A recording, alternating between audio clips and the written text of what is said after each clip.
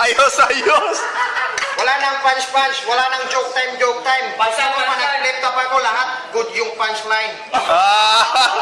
Yan ang mga tinuro sa akin ni Jinky habang nag-aano kami. Siyempre, gusto ko mag-flip top pa kasi gusto ko pang mag-experience kasi mura ka rin.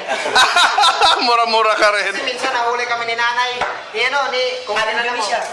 Si Mama June, Mama June, video na ako, nasa TV na ako. Siyempre, hindi ko rin kina-expect na magsikat ko dahil sa paboksing-boksing, mag-training kami ni Coach Freddy Roach. Tapos, mag-flip top na ako, kalabanin ko si nakakadabod kayo sa flip top ha. Isa ni Bandila, ito yung mga idol natin yan. Ano masasabi mo kay franchise at ngayon na nakasama mo na siya ngayon? Siyempre, si franchise, idol mo siya. Siyempre, ako nung araw sa amin sa Dilsan, siyempre ako, hindi ko pa gina-expect na mag-boxing ko, ma-meet ko yung mga idol ko. Si Sly Ken, sabi ko si Sly Ken, idol ko na. Pero nung nakilala ko si franchise, Diyos ko, kung franchise na, sa mga katulad ko nga, walang masyadong utak, prangkisa. Prangkisa. Minsan hindi ko gina-expect na ma-meet ko, magkakasama ko ba magsindi? Sorry. Hindi ko na rin alam kung tama pa ba yung tinaturo niya sa akin.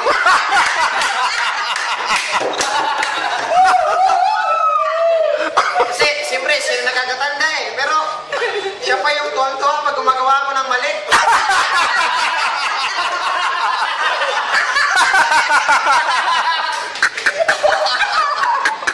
Ay, kwento ko lang, ano? Kanina, pagtapos namin sumindi, sabi niya pa sa akin, no? That's a good shit, bro. Buti na lang, ganyan kasi Pio, hindi sumisindi. Buti na lang, sumisindi ka. Di ba ang lakas nung tama? Ano sabi mo? Proud pa siya na nagila ko ako. Proud pa siya. Minsan hindi ko na rin alam, parang kung ikaw matanda ka, utusan mo yung 7 years old, good yan, ang lakas ng tama, di ba, Paul? Dapat sa business niya pa ako i-confirm kung malakas ang tama.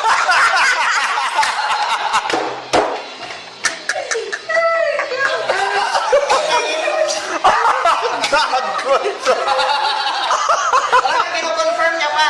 Kanina, kumakain ako dito, nagpupo sa harapan ko. Brad, di ba yung tama? Iba talaga.